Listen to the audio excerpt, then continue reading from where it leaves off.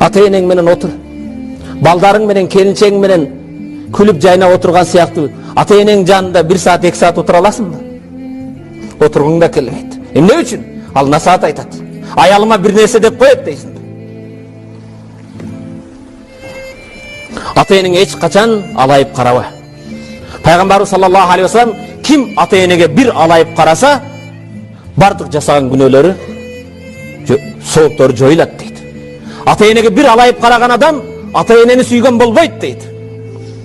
Эч качан ата-энең менен жолго чыксаң алдына баспагын. Жанында жүр же артында жүр. Алдына бассаң да ошого жол салайын. Бир жамандыкка дуушар болбосун деген максатта жетелесең алдыга өткүн. Ата-энеңе дайым жакшы сөзүңдү сүйлөгүн. Ата-энеңе кайшы айтпагын.